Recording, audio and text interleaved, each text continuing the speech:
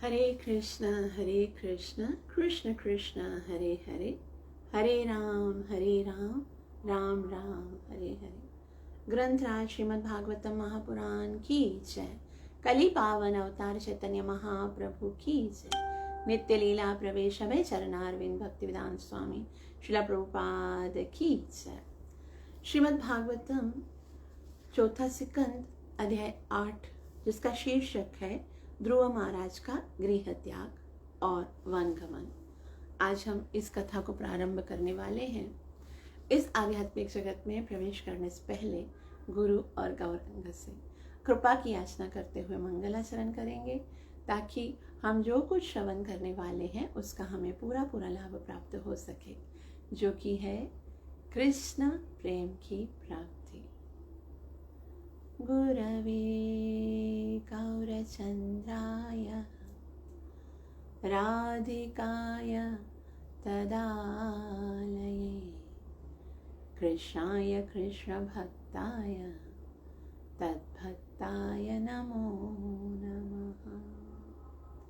नारायणं नमस्कृत्य नरं चैव नरोत्तमम् दैवीं सरस्वतीं व्यासं ततो जयमुदीरये। नष्टप्रायेषु अभद्रेषु नित्यं भागवत सेवया भगवती उत्तमश्लोके भक्तिरभवति नैष्टिकी। पंचतत्त्वात्मकं कृष्णं भक्तरूपस्वरूपकं भक्तावतारभक्ताख्यं नमामि भक्तशक्तिकं। जय श्री कृष्ण चैतन्य प्रभु नित्यानंदा श्री अद्वैत गदाधर श्रीवासदि गौर भक्तवृंद। हरे कृष्ण कृष्ण कृष्ण हरे हरे, हरे राम राम राम हरे। श्रीमद् भागवतम जो समस्त शास्त्रों का सार है, श्रील प्रभुपाद जी का आदेश है कि हमें रोज सुबह को श्रीमद् भागवतम को श्रवण करना चाहिए। तो इसी के कारण अब हम रोज सुबह श्रीमद् भागवतम को श्रवण करेंगे। आज हम श्रीमद् भागवतम के चौथे सिकंद के 8वें अध्याय को प्रारंभ कर रहे हैं, जिसका शीर्षक है ध्रुव महाराज का गृह त्याग और वनगमन। तो इस अध्याय का प्रारंभ करने से पहले हम देखेंगे कि अब तक हमने इस चौथे सिकंद में क्या पढ़ा। ये चौथा सिकंद जो है वो मैत्रेय मुनि विदुर जी से कहते हैं। मैत्रेय मुनि कौन है? डायरेक्ट से भगवान श्री कृष्ण से जिन्होंने सुना है। जब भगवान श्री कृष्ण उद्धव जी को संदेश दे रहे थे, उस समय मैत्रेय मुनि भी वहाँ पर थे। और मैत्रेय मुनि को भगवान ने स्पेशल कहा था कि जब आप विदुर जी से मिलोगे तो विदुर जी को ये पूरा ज्ञान बताना। और जब विदुर जी की मुलाकात उद्धव जी से हुई थी और उन्होंने कहा था मुझे कृष्ण कथा सुननी है, तभी उद्धव ने उन्हें बताया था कि मैं तो कनिष्ठ हूँ, आप इतने वरिष्ठ भक्त हो, मैं आपको क्या कथा सुनाऊंगा, क्योंकि भगवान ने स्वयं मैत्रेय मुनि को कहा था जाने के समय कि आपको कृष्ण कथा सुनाने के लिए।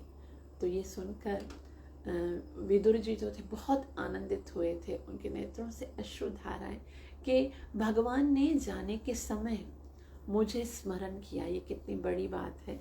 तो आज हमारे वक्ता हैं मैत्रेय मुनि और श्रोता हैं विदुर जी, मतलब एक ही श्रोता। तो वास्तव में भागवत कथा, कभी कभी ऐसा कहा जाता है बहुत सारे श्रोता नहीं हैं तो कथा किसके लिए कहा जाए। एक भी श्रोता यदि परीक्षित या विदुर जी का मिल जाए तो समझिए आपकी भागवत कथा श्रवण करना जो है, जो भागवत कथा करना है ना, वो सफल है। लेकिन अगर वो भी नहीं है तो भगवान प्रसन्न होते हैं। ये सोचकर स्वांतः सुखाय तुलसी श्री रघुनंद गाथा।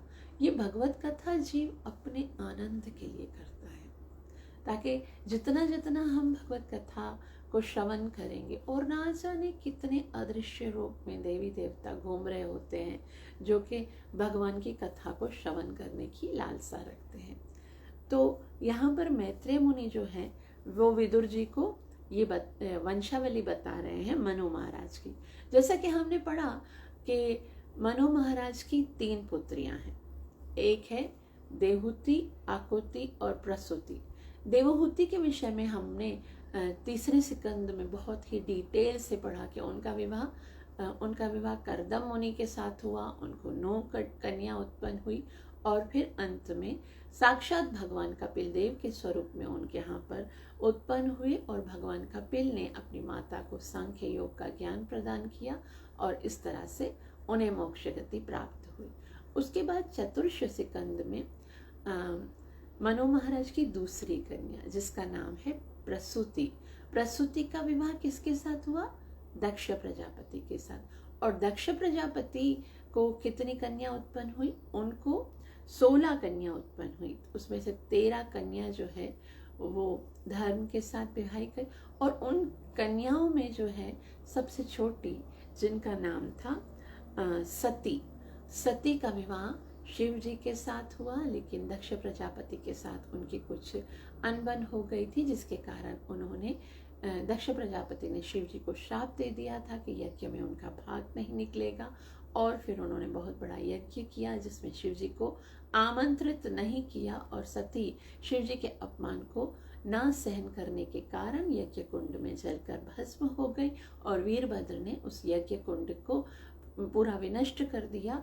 लेकिन सारे देवी देवताओं के मनाने पर शिव जी पुनः वहाँ पर प्रकट हुए, और शिव जी के आने से भगवान विष्णु भी वहाँ पर प्रकट हुए, और सारे देवी देवताओं ने भगवान की बहुत ही सुंदर स्तुति की। स्तुति करने के बाद यज्ञ संपन्न हुआ दक्ष प्रजापति का, और भगवान के प्रकट से सब लोग संतुष्ट हो गए। तो इस कथा को हमने श्रवण किया। अभी इसके आगे हम देखेंगे कि शिव जी की कृपा से जब भगवान प्रकट हुए, ये यज्ञ समाप्त हुआ, और उसके बाद अब मनु महाराज के पुत्र, मनु महाराज के 2 पुत्र थे, एक है उत्तानपाद, दूसरे प्रियव्रत।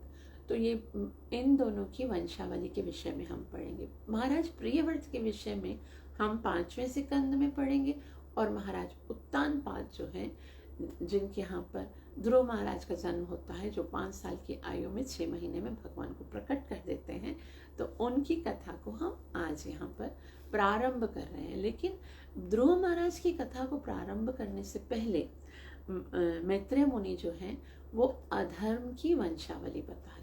अधर्म की वंशावली, तो मन में एक प्रश्न उठता है, धर्म के विषय में जानना तो बहुत आनंदित लगता है, लेकिन अधर्म के विषय में क्या जानना, अधर्म के विषय में जानने से क्या लाभ होगा?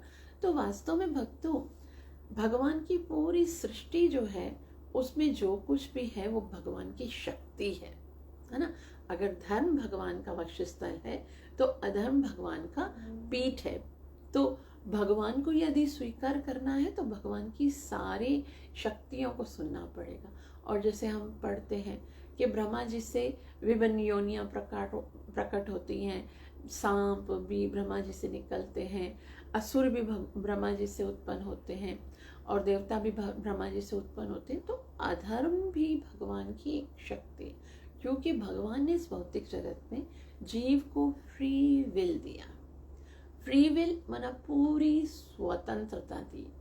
आपको जैसा अच्छा लगता है तो उसी तरह से भगवान जो है वो ऐसा सर्कमटेंस क्रिएट करेंगे ना भगवान, ताकि जीव जो है वो अपनी मनमानी पूरी कर सके। जैसे ये प्रकृति माता के समान है और भगवान पिता के समान है, और जो जीव है वो संतान के समान है। ठीक है, तो क्या करते हैं, एक बार माता पिता और संतान मार्केट में जाते हैं, और मार्केट में जब जाते हैं तो जो संतान होता है वो देख रहा होता है इधर उधर कुछ मुझे आनंद करने के लिए चाहिए।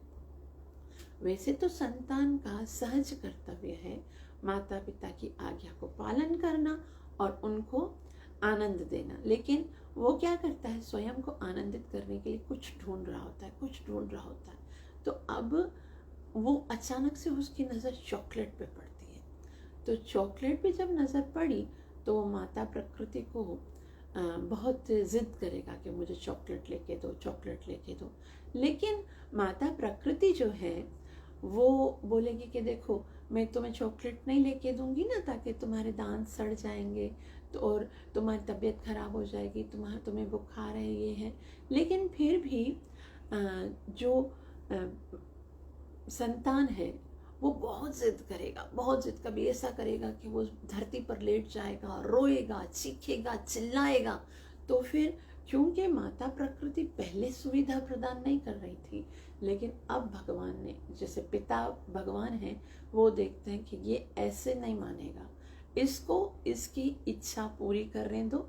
और जब ये इच्छा पूरी कर लेगा और इसे रियलाइज हो जाएगा कि इच्छाओं के कारण बंधन है, तो फिर वो मेरी शरण में आएगा। तो भगवान जो है जीव की इच्छा के अनुसार इस भौतिक जगत का निर्माण कर देते हैं, और फिर साथ में गुरु और साधु भी देते हैं, शास्त्र भी देते हैं, जिनसे जीव को ये पता चले कि भौतिक जगत में यदि हम अपने इंद्र तृप्ति के लिए कार्य करेंगे तो वो बंधन का कारण बनेंगे।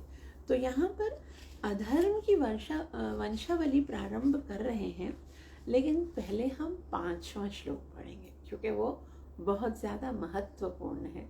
उसके बाद नंबर 1 से प्रारंभ करेंगे। 5वें श्लोक में एक बात लिखी है, संग्रहेण मयाख्यात् प्रतिसर्गस्तवानघ त्रिषु पुमान् पुण्यं विधुनोत्यात्मनोमलम्। वे कहते हैं त्रिश्रुत्वैतत्व, अर्थात 3 बार यदि कोई श्रवण करेगा, ये जो आज हम प्रसंग पढ़ रहे हैं, त्रिश्रुत्वैतत् पुमान् पुण्यम, 3 बार ये श्रवण करने के बाद जीवन पवित्र हो जाएगा। पुमान् पुण्यम, पुण्यवान हो जाएगा। विधुनोत यात्मनो मलम, विधुनोत धुल जाएगा सारा, यात्मनो मलम, जीव का सारा मल जो है वो साफ हो जाएगा। क्या जानने से? अधर्म के विषय में जानने से। तो मन में आएगा अधर्म के विषय में जानने से हृदय में अधर्म समाप्त कैसे होगा? तो कैसे समाप्त होगा? जैसे इस भौतिक जगत में हम देखते हैं एक जेल होती है, ठीक है। कारागृह के विषय में पता चलेगा ना कि जब जीव अपराध करता है तो उसे कारागृह में भेज देते हैं और कारागृह में उसकी बहुत पिटाई होती है। तो फिर सुनकर क्या होता है, सुनकर हृदय में होता है नहीं भाई हम अपराध नहीं करेंगे, अब हम अपराध नहीं करेंगे, ताकि वरना हमें भी कारागृह में जाना पड़ेगा, ये सब दुख भोगना पड़ेगा। तो अधर्म की वंशावली वास्तव में दुख है, जो क्यों बताया जा रहा है, ताकि हम अधर्म ना करें। तो सबसे पहले जानेंगे कि धर्म और अधर्म में क्या डिफरेंस है। धर्म का मतलब होता है सहज रूप से भगवान श्री कृष्ण से प्यार करना, भगवान श्री कृष्ण को स्वीकार करना, भगवान श्री कृष्ण की भक्ति करना। धर्म का मतलब ये है, क्योंकि श्रीमद् भागवतम में जब वास्तविक धर्म की बात बताई गई तो एक ही श्लोक बताया गया, सवै पुंसम परो धर्मो यतोर्भक्ति अदोक्षजे। समस्त जीवों का जो परो धर्म है वो क्या है? यतोर्भक्ति अदोक्षजे, अदोक्षज भगवान श्री कृष्ण की भक्ति करना। और वो भी कैसी? अहितुकीय प्रतिहिता, ये आत्मा सुप्रसिद्धति। भक्ति में कोई इच्छा नहीं होनी चाहिए, कोई लाभ की आकांक्षा नहीं होनी चाहिए, और ये भक्ति जो है वो कैसी होनी चाहिए? अखंडित होनी चाहिए। और यही वास्तविक धर्म है। तो धर्म जो है उसका मतलब होता है साक्षात भगवान की प्रसन्नता के लिए कार्य करना, भगवान को जो कार्य अच्छा लगता है या भगवान ने जिस कार्य के लिए आदेश दिया है वो कार्य करना, जो कार्य करने में भगवान से सहज रूपी में प्रेम उत्पन्न हो। अब इसी का अपोजिट है अधर्म। अधर्म का क्या कारण है? अधर्म का मतलब होता है वो कार्य जो करने से आप भगवान से दूर हो जाओ, वो कार्य जो भगवान ने करने से मना किए हैं, वो कार्य जो भगवान से आपको भगवान की भक्ति करने में बाधा बनते हैं, वो अधर्म है।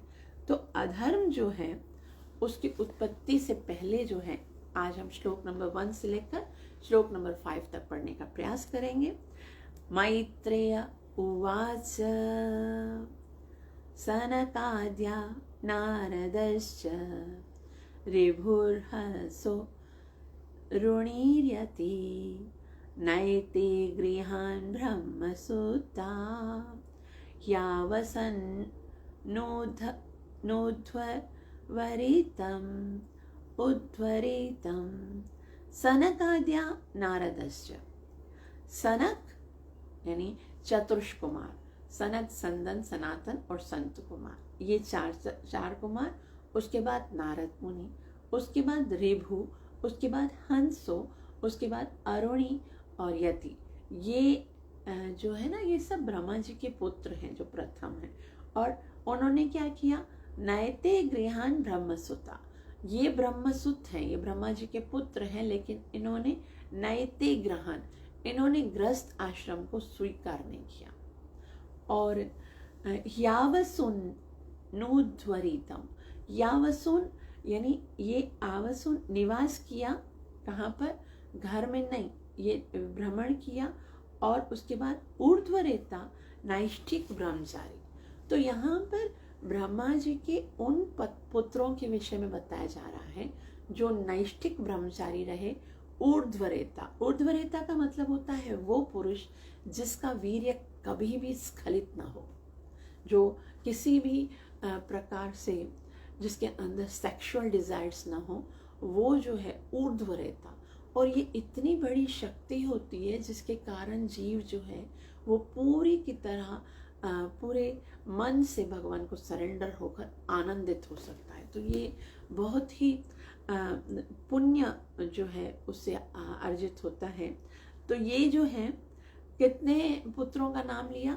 सनकाद्य अर्थात चार कुमार, ठीक है। नारद यानी 5, ऋभु अर्थात 6, हंसो 7 और अरुणी, अरुणी का मतलब है अरुणी उनके पुत्र, और यति, ये 9 जो हैं वो ब्रह्मा जी के ऐसे पुत्र थे जिन्होंने नैते गृहान ब्रह्मसुता, नैते गृहान, उन्होंने घर को स्वीकार नहीं किया, अर्थात विवाह नहीं किया।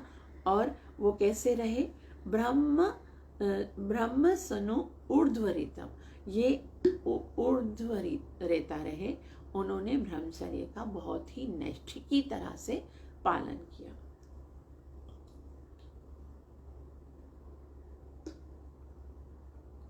अनुवाद। मैत्रेय ऋषि ने कहा, सनकादि चारों कुमार और नारद, ऋभु, हंस, अरुणी तथा यति, ब्रह्मा के ये सारे पुत्र घर पर ना रहकर गृहस्थी ना बने और नैष्ठिकी ब्रह्मचारी बने। अब श्रीला प्रभुपाद जी बहुत ही सुंदर रीति से समझाएंगे तात्पर्य श्रीला प्रभुपाद द्वारा। श्रीला प्रभुपाद जी कहते हैं ब्रह्मा के जन्म काल से ही ब्रह्मचर्य प्रणाली चली आ रही है। यानी कभी कभी ऐसा लगता है ना, कुछ लोग बोलते हैं कि जो ब्रह्मचर्य प्रणाली है वो प्रैक्टिकल नहीं है ना, वो आज के जीवन में प्रैक्टिकल नहीं है यार, लेकिन ये ब्रह्मा जी के समय से चली आ रही है और जितने बड़े बड़े ऋषि मुनि हैं इसका पालन किया है। तो जनसंख्या का एक भाग विशेष रूप से पुरुष ब्याह नहीं करता था। ऐसे पुरुष वीर्य का स्खलन ना करके उसे मस्तिष्क की ओर ले जाते थे। वीर्य जो बहुत बड़ी शक्ति होती है, अगर वो स्खलन हो जाता है तो जीव का पतन होने लगता है, जीव के अंदर से शक्ति समाप्त होने लगती है।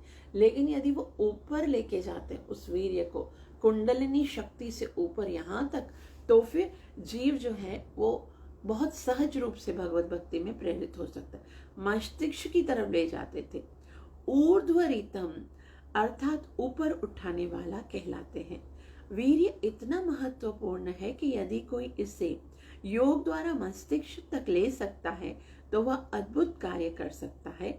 यथा स्पर्श शक्ति अत्यंत तीव्र हो जाती है। स्मरण शक्ति, तो ये बहुत ही महत्वपूर्ण शक्ति है। अगर उसको यूज करना आ जाए, आजकल की जो जनसंख्या है, जो यूथ है, वो इसकी महत्व को नहीं जानती और इसका स्खलन, उसका मिसयूज करके वो अपने जीवन को बर्बाद कर देते हैं। और अपने जीवन को इस तरह से बर्बाद कर देते हैं कि जीव को मेंटली डिस्टर्ब हो जाते हैं, टेंशन होती है, स्मरण शक्ति खत्म हो जाती है और शरीर की शक्ति खत्म हो जाती है। लेकिन यहाँ पर बता, अगर इस वीर्य को ऊपर की तरफ उठा लिया गया, ऊर्ध्वरेता हो गया, तो अद्भुत कार्य कर सकता है जीव। स्मरण शक्ति अत्यंत तीव्र हो जाती है और आयु भी बढ़ जाती है।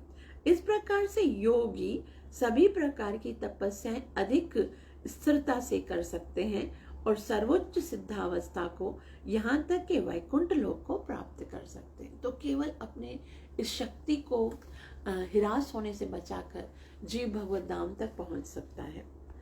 तो आगे कहते हैं, इस प्रकार ब्रह्मचर्य जीवन बिताने वाले के ज्वलंत प्रमाण हैं सनक, सनंदन, सनातन तथा संत कुमार नामक ये 4 मुनि और नारद तथा अन्य। यहाँ पर महत्वपूर्ण पदांश है नैते गृहान या वासन, यानी वे घर में नहीं रहे। तो ये जो है यहाँ श्री प्रभुपाद जी बता रहे हैं कि ये इन्होंने नैते गृहान, उन्होंने ग्रह में वास नहीं किया। ग्रह का अर्थ है घर तथा पत्नी दोनों होता है। घर न गृहे गृहात उच्यते, गृहेशी ग्रहणी उच्यते, यानी वास्तव में 4 दीवारी को घर नहीं बोलते। घर का मतलब होता है वो जगह जहाँ पति पत्नी जो है वो आनंद का भोग करे। तो यहाँ पर न एते गृहान उन्होंने गृहान स्वीकार नहीं किया, अर्थात उन्होंने पत्नी को स्वीकार नहीं किया। तो श्री प्रभुपाद जी आगे कहते हैं, वस्तुतः घर का अर्थ है गृहस्थी या पत्नी। इसका अर्थ ईंट पत्थर का बना हुआ घर नहीं है, तो मकान नहीं, बल्कि घर गृहस्थी यानी पत्नी के साथ रहना। तो जो अपनी पत्नी के साथ रहता है वह घर में ही रहता है। अन्यथा ब्रह्मचारी या सन्यासी तो घर में रहता ही नहीं है, भले ही वह किसी घर के कमरे में रहे, भले ही वो लगता है ऐसे कि वो इस घर में रहता है, लेकिन क्योंकि उसकी पत्नी नहीं होती है, गृहस्थी नहीं होती है, तो वो घर में नहीं कहा जाएगा। वे घर में नहीं रहे का अर्थ है कि उन्होंने पत्नी स्वीकार नहीं की, अतः उनके वीर्यपात का प्रश्न ही नहीं उठता है। वीर्य का पात तभी होता है जब घर हो, पत्नी हो, संतान उत्पन्न करने की अभिलाषा हो, अन्यथा वीर्य स्खलन आवश्यक नहीं है। तो यहाँ श्रील प्रभुपाद जी बोलते वीर्य जो है वो ना धर्म युक्त संतान उत्पन्न करने के लिए होना चाहिए। आगे श्रील प्रभुपाद जी बोलते हैं कि संतान उत्पन्न करने की अभिलाषा हो, अन्यथा वीर्य स्खलन आवश्यक नहीं है। इन नियमों का दृष्टि के आदिकाल से पालन हो, सृष्टि के आदिकाल से पालन होता था और ऐसे ब्रह्मचारियों ने कभी भी संतान उत्पन्न नहीं की। यह आख्यान मुनि की पुत्री प्रसूति से उत्पन्न ब्रह्मा के वंशजों के विषय में था। प्रसूति की पुत्री दैक्ष्याणी अथवा सती थी, जिसके विषय में दक्ष यज्ञ की कथा हो गई। मैत्रेय अब ब्रह्मा के पुत्रों की संतान के विषय में बता रहे हैं। ब्रह्मा के अनेक पुत्रों में से सनक आदि ब्रह्मचारी थे तथा नारद ने ब्याह नहीं किया, अतः उनकी संततियों के इतिहास का वर्णन का प्रश्न ही नहीं है। तो क्योंकि ब्रह्मा जी की संतानों की वंशावली बता रहे हैं ना, तो वंशावली बता दी देवहूति की, प्रसूति की, लेकिन अब जो ये ब्रह्मा जी के पुत्र हैं, कौन, ये जो 4 कुमार हैं, नारद जी हैं, ऋभु जी हैं, अरुणी जी हैं, इन्होंने तो विवाह ही नहीं किया, तो इनकी तो वंशावली है ही नहीं। मतलब यहाँ तक ही है, वो अपने तक ही हैं और वो शिष्यों को, तो यहाँ पर वंशावली बता रहे हैं, तो बोला उनकी तो कोई वंशावली है ही नहीं। अब आगे अधर्म की वंशावली स्टार्ट होती है। तो यहाँ पर मैत्रेय मुनि विदुर जी से कहते हैं, मृषा धर्मस्य भार्यासि दम्भं माया च शत्रुहन् असूत मिथुनं तत्तु निर्वृतिर्जगृहे प्रजा। मृषा अधर्मस्य भार्या, मृषा अर्थात इस जो अधर्म की पत्नी है उसका नाम है मृषा। और मृषा का विवाह किसके साथ हुआ? अधर्म के साथ हुआ। Just a second.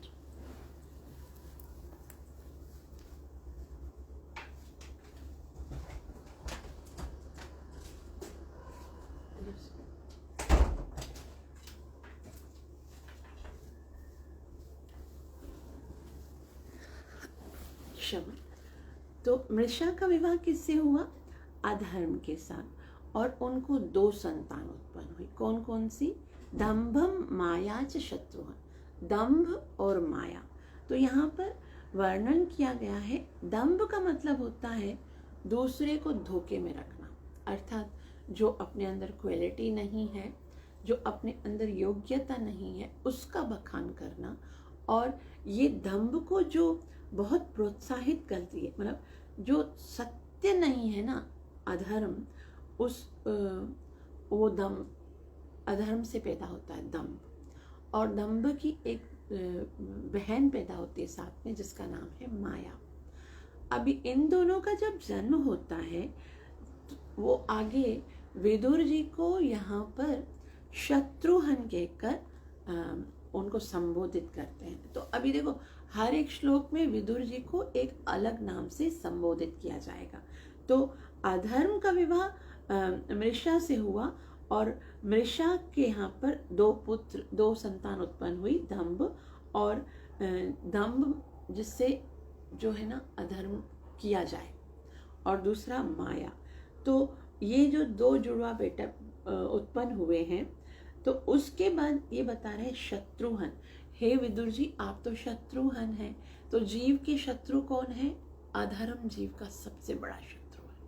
तो अधर्म, क्योंकि आपने शत्रुओं को जीत लिया है, आप अधर्म नहीं करते, इसलिए आपके अंदर ना दम्भ है ना माया आपको अटैक कर पाती है। तो अधर्म जो करता है उसी को ही माया अटैक करती है। और आगे कहते असूत मिथुनम तत्तु। तो ये मिथुनम मतलब दोनों पैदा हुए, और उसके बाद जगृहे प्रजा। लेकिन यहाँ पर नृत्य यानी नृति और जगृह ग्रहण किया, प्रजा मतलब संतानहीन। तो ये क्योंकि ऋतु जो है, नृति जो है, वो संतानहीन थी, इसलिए उन्होंने ग्रहण किया। अनुवाद देखिए। ब्रह्मा का अन्य पुत्र अधर्म था, जिसकी पत्नी का नाम था मृषा। उनके संयोग से 2 असुर उत्पन्न हुए, जिनके नाम दंभ अर्थात धोखाबाजी तथा माया अर्थात ठगनी। ये दोनों को नृति नामक असुर ले गया, क्योंकि उनके कोई भी संतान नहीं थी। तो यहाँ पर अभी हमने धर्म के पहले 2 संतान के विषय में पढ़ा। कौन है? दंभ और माया। और उनको उत्पन्न तो हुए अधर्म को, लेकिन उनको नृति नामक राजा उसको ले गया, क्योंकि उसके पास कोई भी संतान नहीं थी। तो श्रील प्रभुपाद जी तात्पर्य में बहुत सुंदर रीति से समझाएंगे। ये बहुत ही समझने का विषय है। तात्पर्य श्रीला प्रभुपाद द्वारा। श्रील प्रभुपाद की। श्रील प्रभुपाद जी कहते हैं, यहाँ पर ज्ञात होता है कि ब्रह्मा के अधर्म नाम का भी कोई पुत्र था, और जिसने अपनी बहन यानी मृषा के साथ विवाह कर लिया। अभी देखो यहाँ पर बताया मृषा धर्मस्य भार्या। अभी ये दोनों हैं कौन? मृषा और अधर्म। ये दोनों हैं कौन? ब्रह्मा जी के पुत्र तथा पुत्री। लेकिन फिर इन दोनों ने विवाह कर दिया। तो हमको लगेगा भाई बहन और भाई का विवाह कैसे हो रहा है ना? तो इसमें आश्चर्य करने की कोई आवश्यकता नहीं, क्योंकि ये जो वंशावली है वो धर्म के अनुसार नहीं, वो अधर्म के अनुसार है। अधर्म का ही वंश बताया जा रहा है तो उसमें ये तो बताया ही जाएगा। तो यहाँ श्रील प्रभुपाद जी कहते हैं, अपनी ही बहन मृषा के साथ विवाह कर लिया।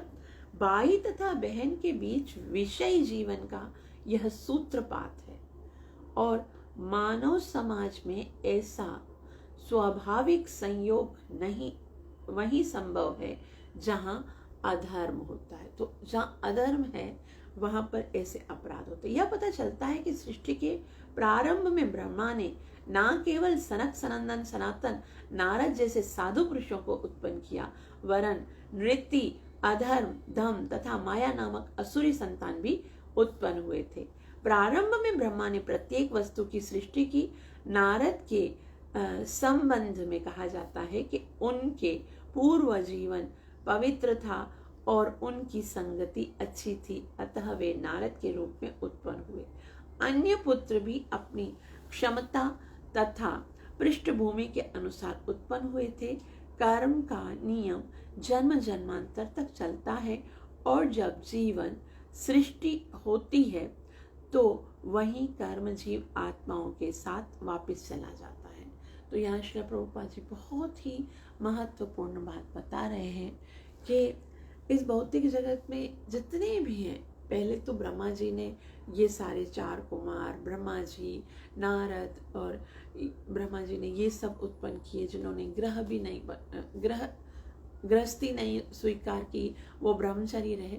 लेकिन उसके बाद जो है ये अधर्म नामिक जो असुर हैं वो भी ब्रह्मा जी से उत्पन्न होते हैं और फिर जैसा जैसा कोई कार्य करेगा वैसे वैसे उसको रिएक्शन मिलेंगे। एक बार ये कर्म का अकाउंट खुल जाता है तो ये आगे चलता रहता है। तो कर्म का नियम जन्म जन्मांतर तक चलता रहता है। एक बार आपने अपराध कर लिया तो वो अपराध आपसे 100 अपराध करवाता है। और जब नवीन सृष्टि होती है तो वही कर्म जीव आत्माओं के साथ वापस चला आता है। तो अब एक बार प्रलय होती है, नई सृष्टि होगी तो वो वाले कर्म आपके साथ जाएंगे और उस तरह से ये सभी अपने अपने कर्म के अनुसार विभिन्न क्षमताओं के साथ उत्पन्न हुए। यद्यपि उनके आदि पिता ब्रह्मा हैं जो भगवान के गुणावतार है। तो देखो ब्रह्मा जी जो है वो भगवान के गुणावतार है और उनके घर में कौन उत्पन्न हो रहा है? अधर्म उत्पन्न हो रहा है। अधर्म के घर पे दो संतान, मृषा। अभी अधर्म के यहाँ पर, ब्रह्मा जी के यहाँ पर मृषा और अधर्म, उन दोनों ने विवाह कर दिया। ये ब्रह्मा जी की वंशावली सुन रहे हैं हम लोग, ब्रह्मा जी से आया है। और मृषा और दंभ का जब विवाह होता है उनसे जो 2 पुत्र उत्पन्न हुए, मृषा और उनको विवाह हो गया और इस तरह से उनको ऋति नामिक राजा ने ले लिया।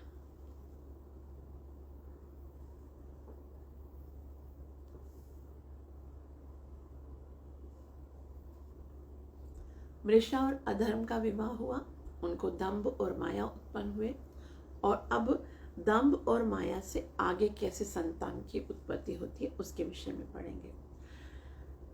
तयो संभव लोभो निकृतिश्च महामति ताभ्यां क्रोधस्य हिंसा च यदुरुक्ति स्वसाकली। तयो संभव लोभो, तयो मतलब वे दोनों कौन? माया और दंभ। जब वो दोनों ऋति के पास चले गए तो उन दोनों ने भी आपस में विवाह कर लिया।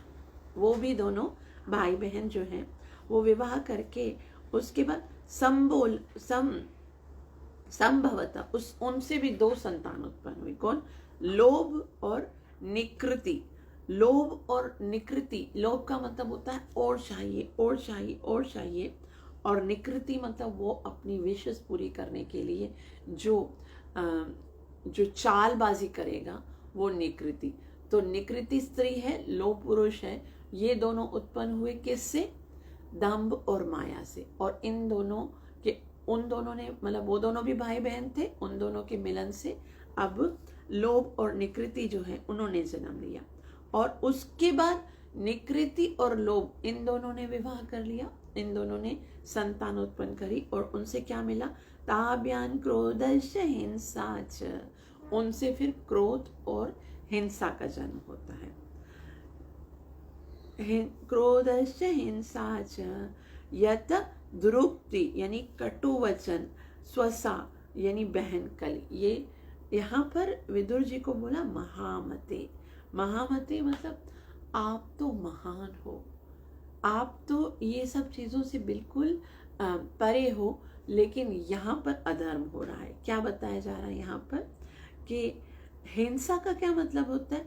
हिंसा का मतलब होता है जीव के अंदर बिल्कुल बर्दाश्त ना हो और वो अपनी इच्छाओं को पूरा करने के लिए दूसरों को कष्ट देना शुरू कर दे, दूसरों के ऊपर अत्याचार करे या फिर किसी को मार डाले, ये है हिंसा।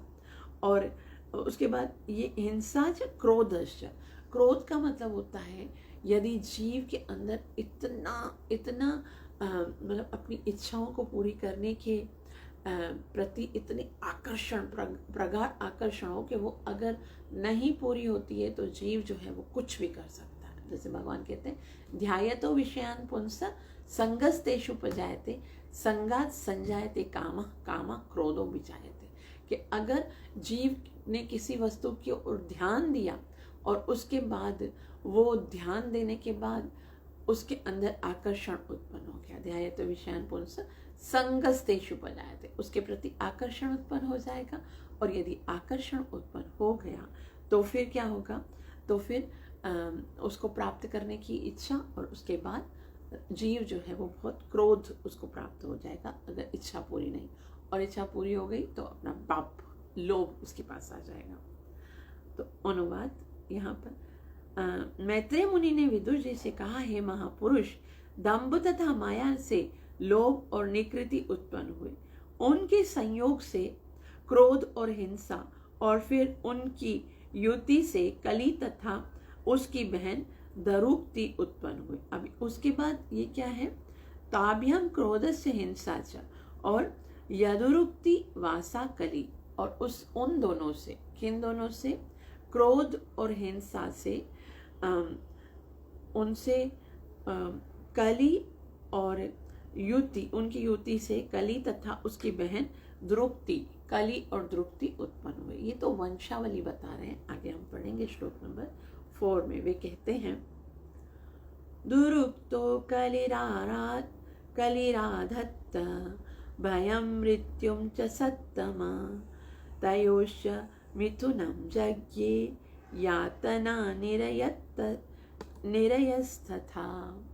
तो यहाँ पर बताए दुरुक्तो कलिनाराध, दुरुक्तो यानी द्रुक्ति से, बहुत ही अपशब्द से, कलिर आदत्त, कलिर यानी कलयुग ने, आदत्त यानी उत्पन्न किया, किसको?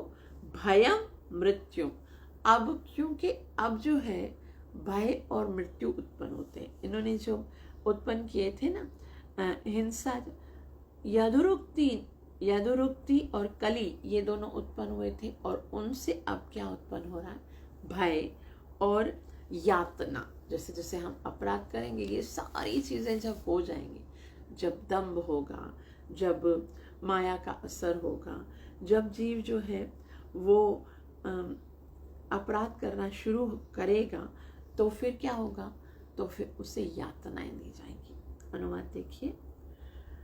मैत्रेय मुनि ने कहा, हे विदुर, हे महापुरुष, दंभ तथा माया से लोभ और निकृति यानी चालाकी उत्पन्न हुए, उनके संयोग से क्रोध तथा हिंसा, और उनकी इन युति से कली तथा उसकी बहन दुरुक्ति उत्पन्न हुई। तो यहाँ पर अब कली और दुरुक्ति उत्पन्न हुए हैं। तो बहुत ही आश्चर्य की बात यहाँ पर क्या दिखने में मिल रही है कि एक ही पिता से उत्पन्न होने के बाद वही संतान जो है वो संतान उत्पत्ति कर रही है, और इस तरह से जो कलयुग का जो प्रभाव है, जो अपराध का, अधर्म का प्रभाव है, वो बढ़ रहा है। आगे कहते हैं दुरुक्तौ कलिराराधत्त भयं मृत्यु च सत्तमा तयोश्च मिथुनं जज्ञे यातना निरयस्तथा। दुरुक्तो कलिरादत्त, दुरुक्तो मतलब दुरुक्ति से, कली यानी कलयुग, आदत्त यानी उत्पन्न हो गया। अब कली जो उत्पन्न हुआ है, भयम मृत्यु च सत्यम, भय मतलब भय, मृत्यु के भय से, और च सत्यम, हे उत्तम पुरुष, श्रेष्ठ, श्रेष्ठ जो है यानी उत्तम पुरुष उसको विदुर जी को कहा गया है, महामते। और ताभ्याम क्रोधस्य हिंसाभ्य, ताभ्याम मतलब उनसे, क्रोधम यानी क्रोध,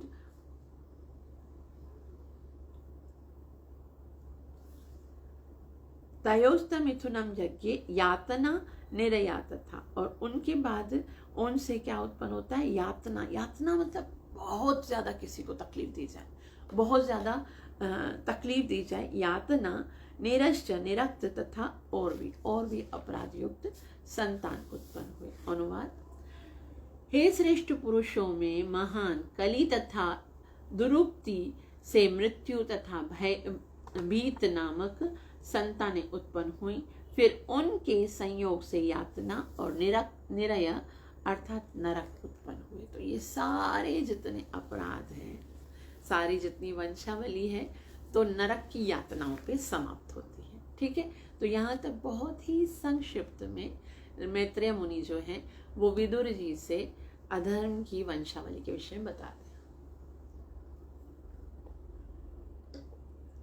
और इतना वर्णन करने के बाद कहते हैं, बहुत ही सुंदर श्लोक है, यहाँ पर समाप्त करेंगे। संग्रहेण मया ख्यात प्रतिसर्गस्तवानघ स्त्रीश्रुत्वैतत् पुमान् पुण्यं विधुनोत्यात्मनो मलम्। संग्रहेण मया ख्यात, संग्रहेण मतलब संक्षिप्त में मैंने बताया आपको, मया आख्यात मैंने बहुत ही, अभी अधर्म की क्या व्याख्या करें। आज तो जीव के, प्रत्येक जीव के हृदय में अधर्म है, तो क्या व्याख्या करने की कोई आवश्यकता नहीं। बोला मैंने आपको बहुत ही संग्रहण करके बताया है।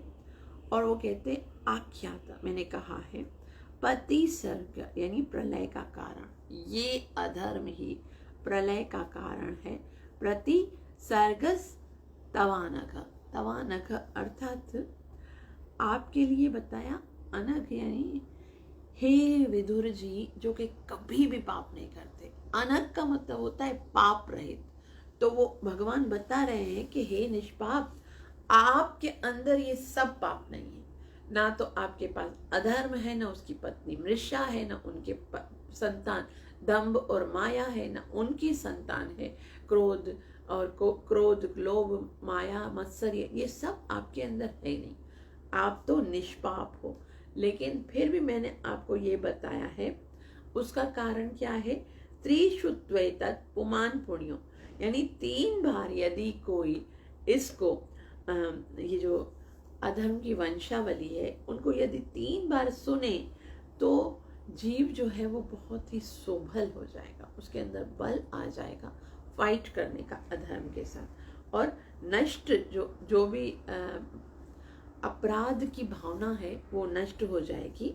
और आगे कहते हैं कि जैसे कोई कारागृह होता, उसके दुख को यदि हम सुनते हैं तो हमारा जीवन जो है वो उस दुख के भय से अपराध करना छोड़ देता है। तो यहाँ तक अनुवाद देखिए।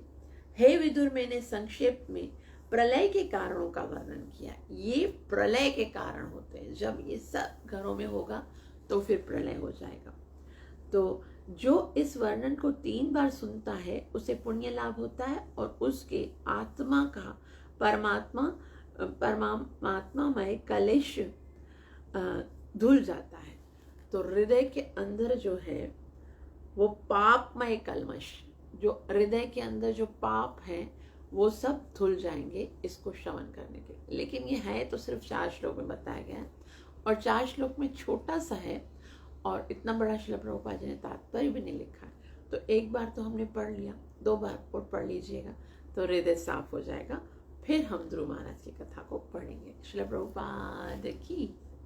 श्रील प्रभुपाद जी कहते हैं, सृष्टि की उत्पत्ति सत्य के आधार पर होती है, किंतु इसका विनाश अधर्म से होता है। भगवान ने सृष्टि क्यों बनाई है? भगवान ने इसलिए बनाई है कि जीव को मौका मिले। ये सृष्टि होगी तो जीव जो है वो भगवान की भक्ति करने का सोचेगा। इसीलिए भगवान सदैव चिंतित रहते हैं, कभी स्वयं आते हैं, कभी अपने पार्षदों को भेजते हैं, ताकि जीव को उनके विषय में श्रवण करके भगवत भक्ति के बारे में ज्ञान प्राप्त हो। तो यहाँ श्रील प्रभुपाद जी कहते हैं सृष्टि की उत्पत्ति सत्य के आधार पर होती है, किंतु इसका विनाश अधर्म पे होता है। यही भौतिक सृष्टि तथा विनाश की गति है। यहाँ बताया गया है कि विनाश का कारण अधर्म है। अधर्म तथा मृषा से क्रमशः दंभ, माया, लोभ यानी निकृति और क्रोध और हिंसा, कली, द्रुक्ति, मृत्यु, भीत, यातना तथा निरय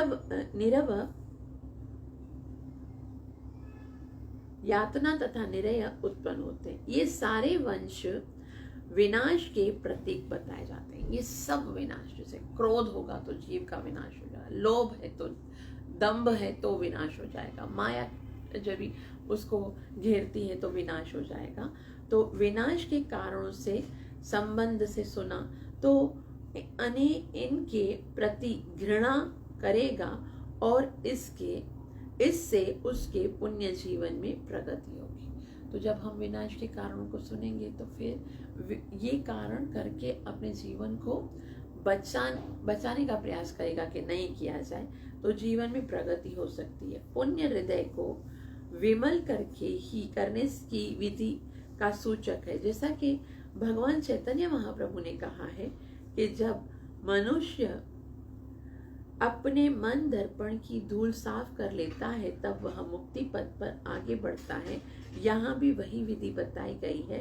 अमल का अर्थ है कल्मश, मल का अर्थ है कल्मश, और हमें चाहिए कि विनाश के समस्त कारणों से घृणा करें, सीखें, जिसमें अधर्म तथा मृषा प्रारंभिक हैं। तभी हम पुण्य जीवन में अग्रसर हो सकते हैं। तब हमारे लिए कृष्ण भावना ग्रहण कर सकना सरल हो जाता है और हम बारंबार विनाश के भागी नहीं होते हैं। अभी का जीवन जन्म मृत्यु जरा व्याधि जो है उसका चक्र है, किंतु यदि हम मुक्ति के पथ को ढूंढते हैं तो बार बार इस त्रास से बच सकते। यदि हम मुक्ति पथ ढूंढते हैं, ये तो जीवन जन्म मरण मृत्यु का चक्कर कैसे होता है, जब जीव जो है वो इन सब अपराधों को स्वीकार करता है, लेकिन यदि इनसे बचने का प्रयास करता है तो फिर उसे मुफ्त में ही ये श्रवण करके ही अधर्म से घृणा हो जाएगी और फिर वो अधर्म से बचेगा। इसीलिए बताया है कि किंतु यदि हम मुक्ति पथ ढूंढे तो बार बार के इस जन्म मरण के त्रास को हम समाप्त कर सकते हैं। तो सबसे महत्वपूर्ण चीज़ जो हमको सीखनी है वो ये है कि जन्म मरण के चक्कर से हम बच सकें, और उसके लिए महत्वपूर्ण है कि हम श्रीमद् भागवतम को श्रवण करें। तो हम रोज श्रीमद् भागवतम को श्रवण करेंगे। बहुत सारी ऐसी चीज़ें हैं जो हमारी मंदमति में नहीं आ सकती, लेकिन यदि हम श्रवण करेंगे सिंसियरिटी से तो भगवान का आशीर्वाद अवश्य प्राप्त होगा। तो ही जीव जो है वो भगवान के आशीर्वाद से कोई भी कार्य कर सकता है। हरे कृष्णा कृष्ण कृष्ण हरे हरे, हरे राम राम राम हरे। ग्रंथराज श्रीमद् भागवतम महापुराण की जय। कलयुग आधार हरे कृष्ण महामंत्र की जय। नित्य लीला प्रवेशमय चरणारविंद भक्ति वेदांत स्वामी श्रील प्रभुपाद की जय। तो कल इसी समय हम चौथे स्कंद के इस 8वें अध्याय के श्लोक नंबर 6 से प्रारंभ करेंगे। सब तैयार रहिए।